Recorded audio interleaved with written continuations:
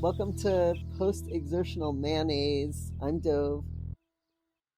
And I'm Daniel. Hello. Hello, So, and weren't we gonna say like make sure to uh what do you call it? Like hit all the buttons.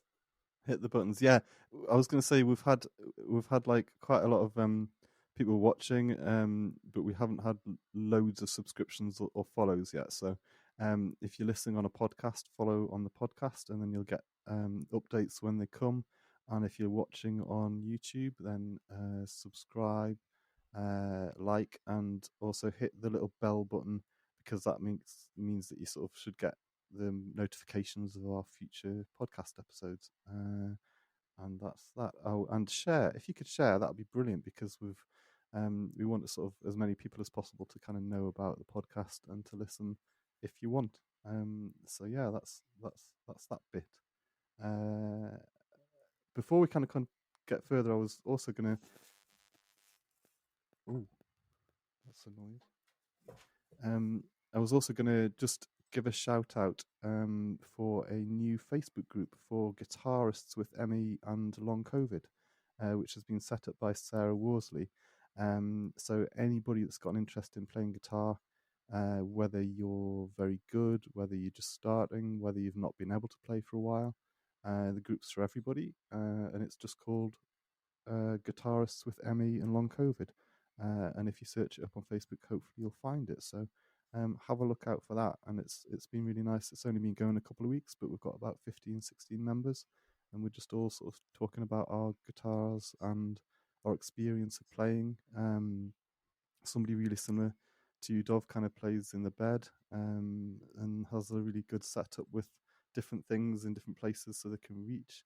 And that's really good. So yeah, have a out for that if you're a guitarist. Um, do you want to talk about the weird symptoms idea, Dov? Yeah.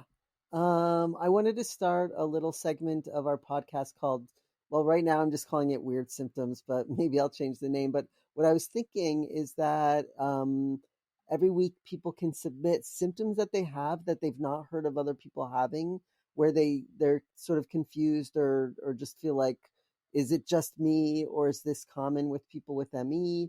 And then we'll talk about it a little and then if other people have had the same symptoms, then they can write and let us know so that the next segment we can let people know whether or not we've heard from other people who have similar symptoms. And I kind of wanted to start out with I have this symptom which I've only heard of people having who have brain injuries, but I have a symptom where I've lost access to most of my visual memory. So I can't really make pictures in my brain.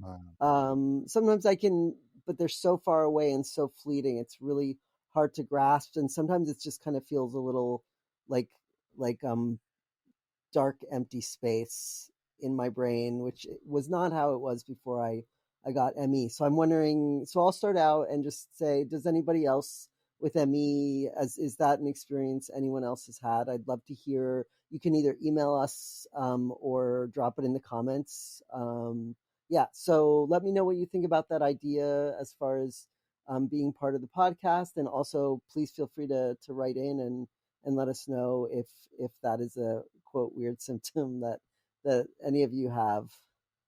So weird symptoms. Yeah, that'd be really interesting, and it's more about um, sharing frustrations and the experience of those things. And again, like what we said last time, we're not kind of offering medical advice or anything. We're just kind of really wanting to kind of share our experiences and I suppose letting each other know that yeah, that's something that I deal with or whatever.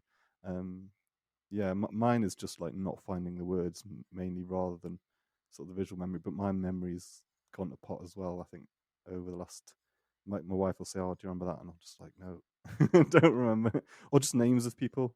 from 5 years ago. But then I will remember other things. But yeah, it's a funny one, isn't it? Memory. Yeah. We could do a whole episode on that as well.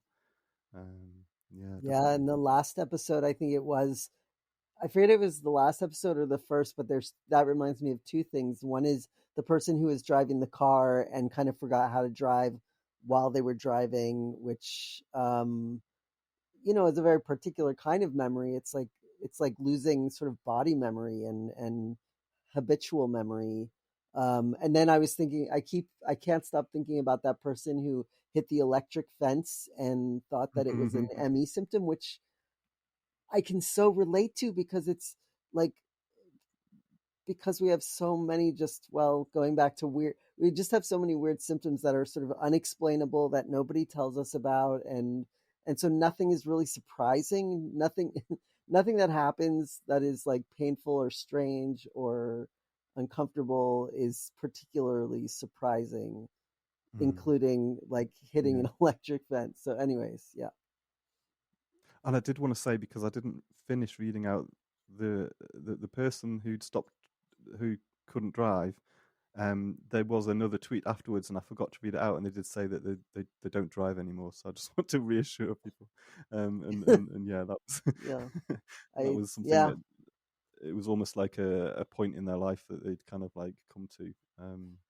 I'd be Yeah. really curious to hear if people want to put in the comments or drop us a line. I'd be really interested to hear how many people have had to stop driving because of ME. Like I think Mm, I stopped driving within the first year or two.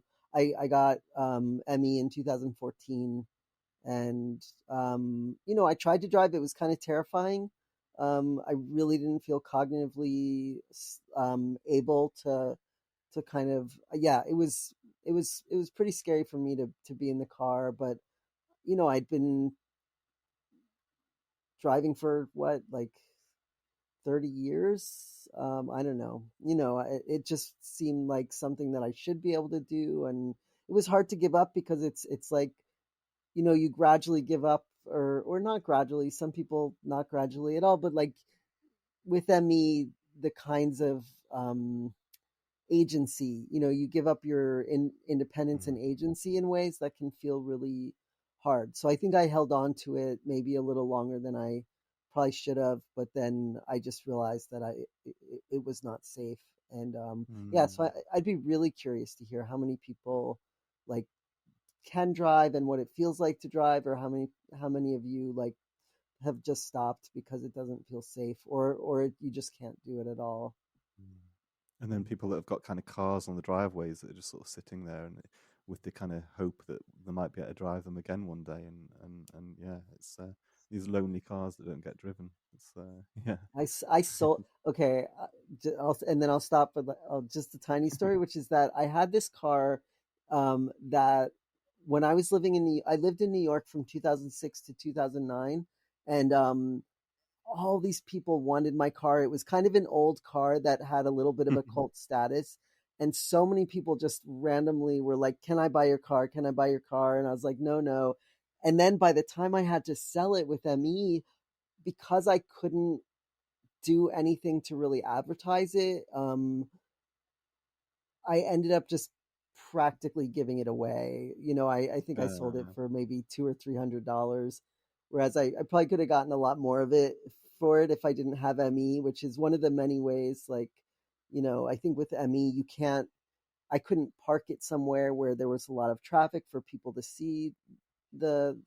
Also, like now cars are so like, yeah. Anyways, with it's COVID, the a lot running costs as changed. well. Hmm? The running costs as well, isn't it? Yeah, well, yeah. So the reason I sold it is because I didn't want to pay to, like, every year you have to get the uh it inspected, and I knew I Mm, wouldn't pass inspection, and I didn't have money to put into it. But yeah, so I had to sell it, and I'd had it for years and years, and yeah, so I don't have a car. yeah. I don't drive a car. I don't have a car. At least I don't have to move my car when it snows. That's true. Or dig out the snow.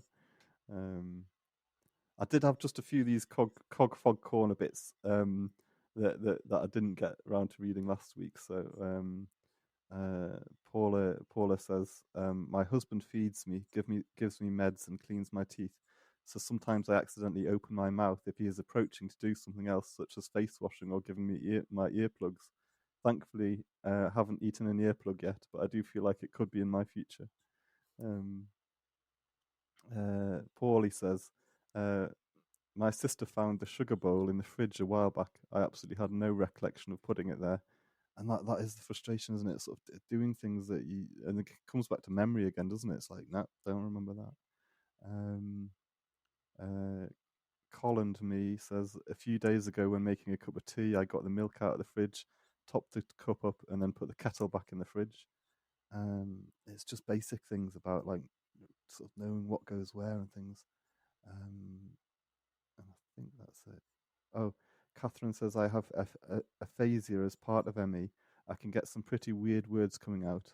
One day I asked for some grated cheese, but it came out as pass the dry ice, please. I've also tried to answer the TV remote instead of the phone. Um, and then RL says I spent several minutes trying to turn on a lamp that had no bulb in it recently. Um, yeah, yeah. So I don't. One thing So I yeah, do, oh, go on. I was just No, gonna you say, go. when I put water up for pasta, I forget about it until all the water boils out. I do that all the time. Mm, yeah, yeah. It's getting distracted, isn't it, as well? Um, so yeah, I was going to talk a little bit about my story a little bit. And it was interesting because I was thinking about this earlier, and you said like how it's hard to know when your ME sort of journey starts, really, and mine had a really clear sort of beginning when I was ill, when I was about 10 years old in childhood. So um, I became. It was the start of a new school year when I was 10, and became ill with some really bad pains in my stomach, and they thought it was appendicitis, and they were going to remove the appendix. And I saw sort of a number of different doctors in emergency department, and they decided it wasn't appendicitis. The surgeon came and sort of prodded me and decided not to take it out, and he basically said it was. And I only found this out recently because I found a report that my mum had written when I was 10 or 11, and it was called mesenteric adenitis, which is, I looked it up, and it's inflammation of the lymph nodes or lymph glands, something like that. So that was what triggered my ME, and a few weeks later, I was kind of really ill, and just went through phases during sort of 6 7 years with really heavy ME, and learning about what that was, and missing an awful lot of school. I think I was probably at school about 20% of the time. Had a home tutor, um, and then yeah, so that was my adolescence. Really, was sort of living with ME, and that was back in the 90s. So there wasn't the sort of internet and all the support that's available now. So we used to um, I joined kind of groups for young people with ME, and it was all newsletters and pen pals and that sort of thing. And I sort of helped on a national committee for young people with ME when I was a bit older, and used to sort of send out blue ribbons. Blue ribbons was a thing back in the day for ME awareness, and I used to sort of chop them up with a soldering iron, and then sort of post them out. And I was the rep for the lads as well for young people. So and we had like national conferences and stuff that I used to go to sometimes. So it was like there was some really positive memories in amongst all the kind of horribleness of it. Um, Can I ask a sorry, go question? on. Yeah, go on. How long before when you had the stomach pains and when you got diagnosed with ME, and was like, did you have a really hard time getting diagnosed, or did you luck out, like kind of find a doctor who actually knew about ME? Yeah, I mean, it was interesting because my mum saw an article in a local newspaper about a footballer who'd become ill with ME, and he was talking about his ME. I don't know who that is to this day. Um, Talked about his ME, and my mum basically, for quite a while, nobody really knew what was wrong. I had like loads and loads of blood tests to try and find out what had happened, and then they obviously all came back sort of clear. And once my mum had saw this article, she was like, "That's what Daniel's got." So she pushed hard. I think they found like somebody privately that diagnosed me, but that was probably, you know, months and months and months later. And then I was referred to a child doctor, my brain pediatrician. That's the word. Slow brain today. And he was fantastic, and probably one of the few specialist pediatricians for people with ME in the country, in the UK. And Dr. Nigel Spate, and he's gone on to support numerous families, especially with issues around fabricated illness and social workers getting involved, and where there's sort of question marks about parenting and things. So he's been really fighting the corner of people who are in really difficult situations. So yeah, that was kind of my diagnosis journey, um, and it kind of went from there really. So I went through periods where I was in school, but I probably pushed myself too hard, and then crashed really badly a few weeks into a term, and then I'd sort of missed great big swathes of school and had home tutor. I had 3 hours a week of home tuition, and then I think my mum wrote to the local MP and got it increased to 5 hours a week, and sometimes I couldn't manage that. So yeah, that was kind of my journey. And then when I was sort of 16, 17, I just saw a sort of gradual improvement really, until the point probably by the time I was 18, I was kind of fully, what I would consider fully recovered, and didn't really see Emmy as being part of my life anymore, and didn't think it would come back, and didn't think twice, that that that would ever be a part of my life again. So they do think there's a percentage of young people that have ME that do recover. I was trying to find statistics earlier in the week in terms of whether there was any information, but there didn't seem to be anything that I don't know if there's research or not, but there's that sort of figure of 5% for adults for recovery rates, that's sort of banded around, which come from somewhere. But for young people, I think it just said there is more of a propensity for young people to recover. So that was it for me. So I went from being really quite ill, over a 2 or 3 year period. Sorry, I was ill for sort of 5 6 years, but over a 2 or 3 year period, going from that really ill stage to sort of being what I felt was fully recovered. I worked on my dad's farm. Sorry, I grew up on a farm, cattle and sheep, and I worked for my dad for a year, and then travelled, lived in Canada, travelled to India, um, met my wife back here in the UK, and we moved from the northeast of England down to the Midlands, where my wife had a place at university. She's from down there, and got on with life. I worked in a nursing home for a while, and a day centre for older people, and then went on to do social work.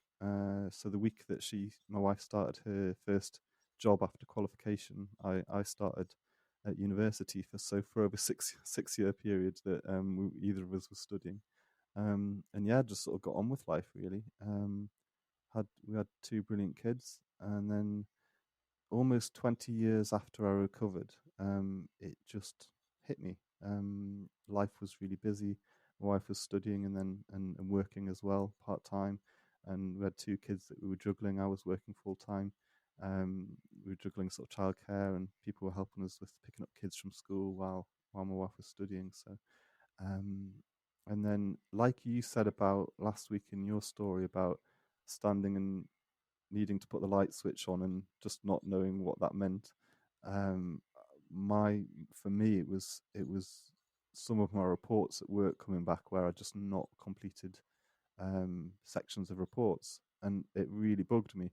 And I started to get really anxious about it because I was never somebody that I was always like really fastidious about my paperwork and making sure that everything was up to scratch. And I worked in fostering for 8 years, and then as part of a disabled children's service, providing short breaks to disabled children, working with foster carers who would have the children for 2 or 3 nights a month. and have multiple children. So there was lots kind of going on, very busy sort of team.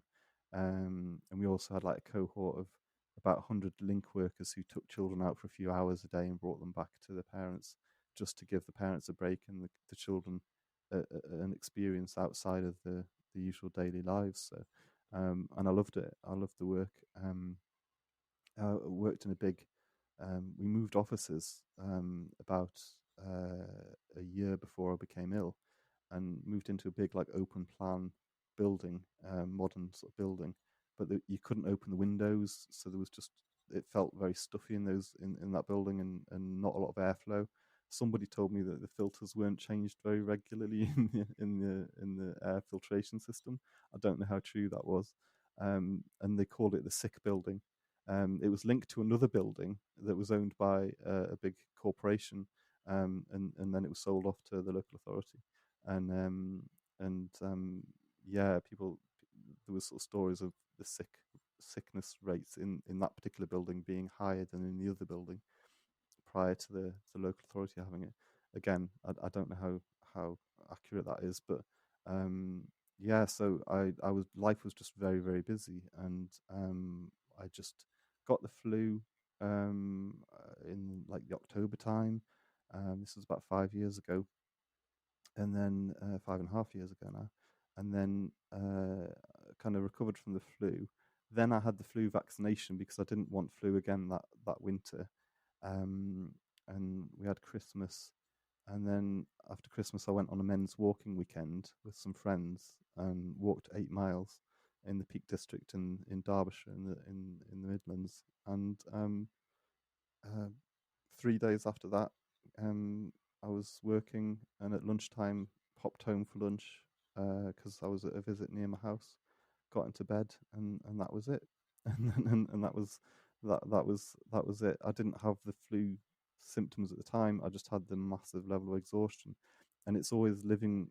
I think because I'd had ME from a child as a child, I knew what that felt like. I knew the feeling of exhaustion, the kind of the brain fog, all the kind of the different symptoms. I'd had like pins and needles a lot over the months beforehand. So I think over the autumn before, I probably had mild ME. And then I pushed myself harder and kind of did more walking to work and things like that just to try and keep my fitness levels up. But didn't even think, ironically, think, oh, this could be ME. I could never get fit, even though I was well. I could never get really fit, so I used to go like swimming, or I did circuit training sometimes, and I would just like sweat and my face would go red. I would just go, I would just always go bright red, and then people would say, "Are you all right?" And I'll be like, "Yeah," and I just thought I wasn't fit, and I just thought I needed to work harder to get fitter, and but I think it was my body probably telling me something, but um, me not recognizing that as ME because I was like, well, ME's in my past. It's a closed door. It's not part of my life anymore. And so I pressed on, and yeah, so um, we went sort of through a period of kind of as my illness continued longer, thinking, what are we going to do? Because my wife was still finishing her course. I was not able to work. I had a certain level of sick pay, and that was kind of like, hang on a minute, we're not going to be able to pay the mortgage here. So the becoming ill with ME has like really massive real life consequences for people, and for me that was a huge thing. Thinking, okay, how do we actually live here? Um, so we decided to sell the house and moved back to the northeast of England onto my parents' farm and lived in a caravan or a trailer, as you might say, um, on the farm for a year. And then we moved into the main farmhouse, and my parents lived next door. Um, and thankfully, my parents kind of let us rent the farmhouse. And yeah, so that's kind of that's my story really. And I think some of the things that probably resonate with a lot of people was for me was around that kind of loss of agency and not having control over anything at all. And even the process of like moving house when I got ill, my wife had to do an awful lot of that, and we had friends that came and helped and things like that, because and just not being able to kind of be involved in that process, and then not being able to provide for my family as I saw it was a huge thing.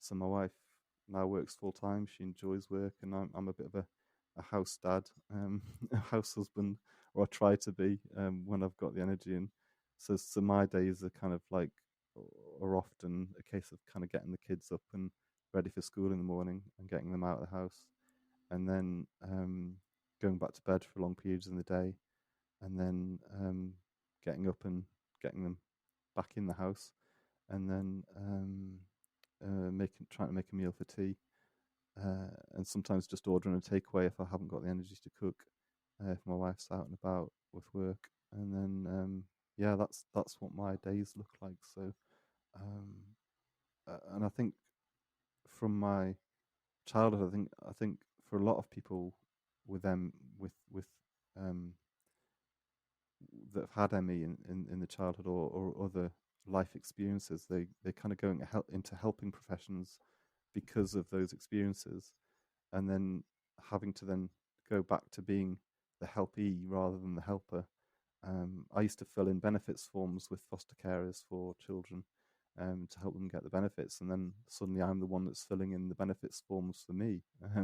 So it's, yeah, and that frustration of losing a career that I'd invested so much time and energy into, um, and living with that grief of kind of uh, losing that, but then having to sort of rebuild some sort of life within the confines of um, the illness has been a challenge, and it's a challenge every day to kind of battle against the frustrations and not let it sort of get on top of us too much. So, um, but I think learning that we are more than our illness as well, and that actually we're not defined by what we do as a career or as a job, um, or anything like that, but we're defined by who we are in our humanity, and I think that's really important to recognise. So, um, yeah, that's my story in a nutshell.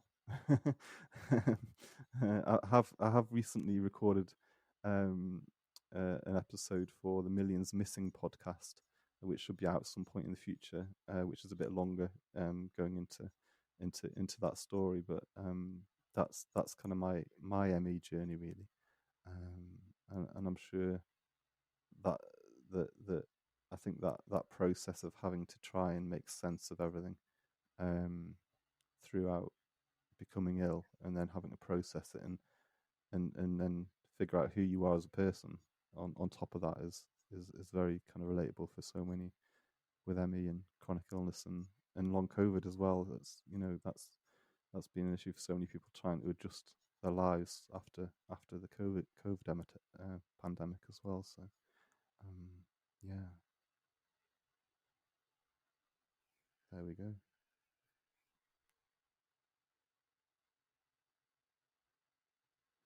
So, we're about half an hour in, aren't we? So we have got um an advert from Exhaustion Enterprises. um, we've got there's a new drone food delivery service for people with ME and chronic illness. Are you tired of getting up and going to the kitchen to get food? Do you wish there was a way to get food delivered to you without having to move? If so, then the new drone food delivery service is for you. Our drones are equipped with state of the art technology that allows them to deliver food to your door in minutes. Just place your order online or through our app, and a drone will be on its way. We offer a wide variety of food options to choose from, so you're sure to find something you'll love. And because we know that people with ME and CFS often have dietary restrictions, we offer a variety of gluten free, dairy free, and vegan options. So, what are you waiting for? Order your food today and let our drones do the work.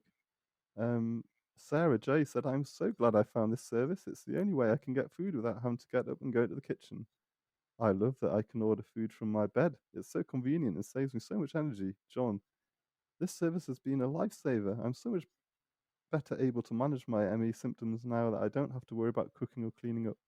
And yeah, I mean, part of me was sort of feeling that it would be great to have something like that, because so much of our time and energy is taken up, isn't it, with making food and then clearing up, or and then the other side defecating as well, isn't it? That takes up energy in itself.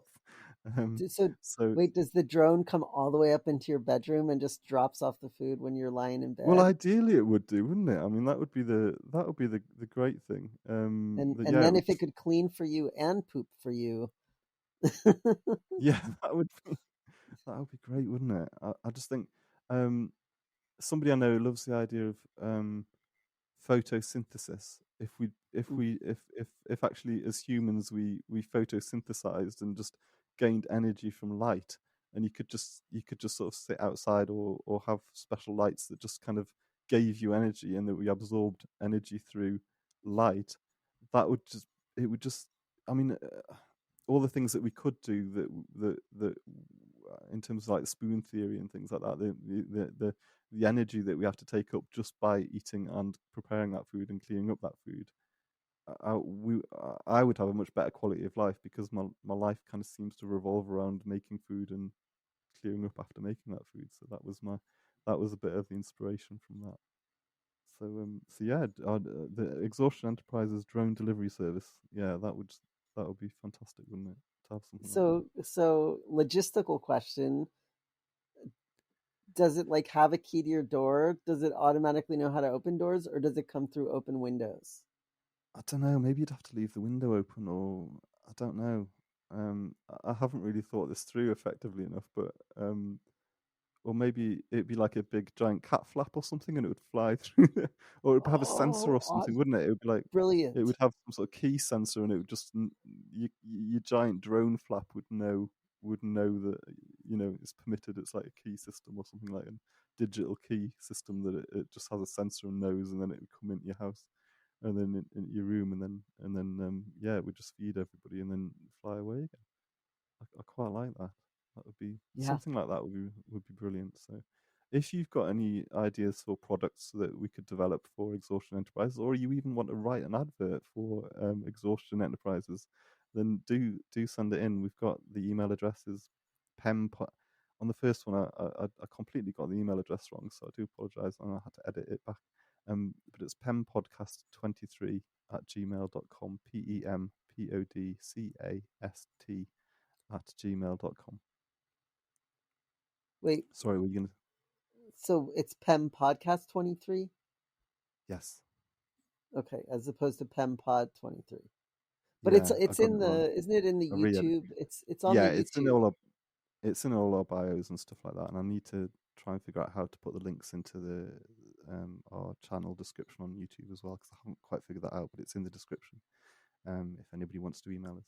Um, and we did have our first uh, email recently, so I was really pleased when we actually got an email. So, and it was from Joe Bruce, and she sent us a poem.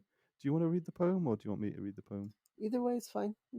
I don't have it up here, so if you have All it, right, I've got it here. So, um, yeah, thank you. Thanks, Joe, for the poem. And yeah, we've got a few different poems that we're going to read out over the coming episodes. So keep them coming in, and it's brilliant to hear from people. And Joe, hopefully you'll be involved in the podcast in the future as well. Um, this is called The Red Light. I'll just take a drink before.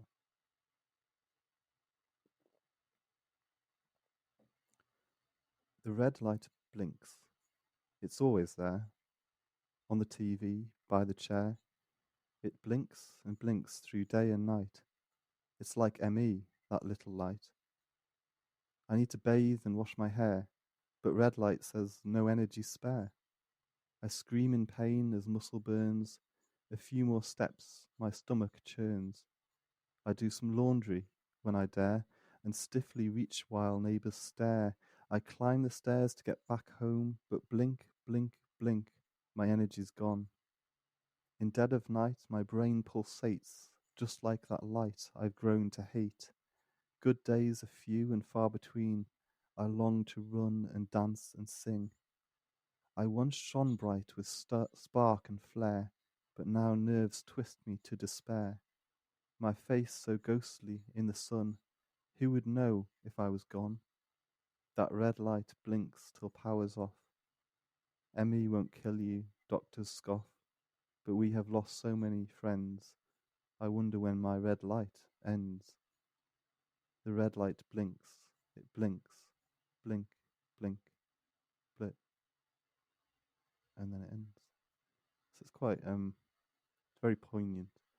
And yeah, thanks, Joe. It feels like, I don't know if you, Dov, but it feels like as time goes on, our capacities are more limited, and in terms of what we can do and what we can manage. And um, it's not to say that ME is like degenerative, because we we can have better times, but um, it's certainly things like the cognitive function that you were talking about as well, and um, is kind of more limited, and the capacity sometimes feels for creativity as well. I know we haven't talked an awful lot about that, and I try and make music and write songs that reflect my ME and my ME experiences, and sometimes that's a challenge, isn't it, to to have the energy to even do the sort of little things. Yeah, Yeah. it's like you sort of get further and further away from the world too. I think I've been really lucky. I think um I still have a really um really deep connections to a lot of people, and I feel really lucky about that. But I also, it's like I live inside of an apartment or a house, or yeah, like I live in an apartment complex slash condo complex, and I live indoors, and I feel like I don't even live in the town I live in. It's like I forget Mm, the place I live in, all of the places where I used to go socialize, like I used to go to synagogue quite a bit for like Shabbat services, and I'd go to Shabbat dinners, and it's like all of the things that sort of gave me a sense of like meaning and identity.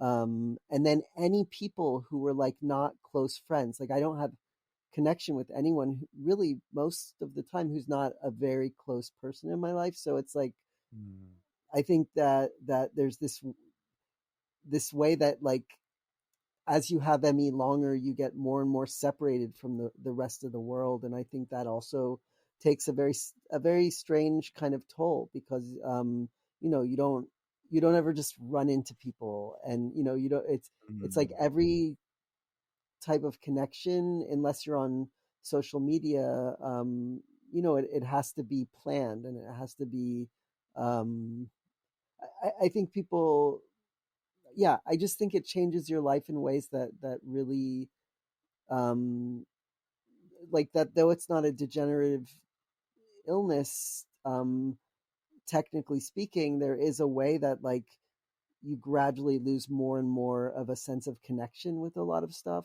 if mm, that makes sense. mm.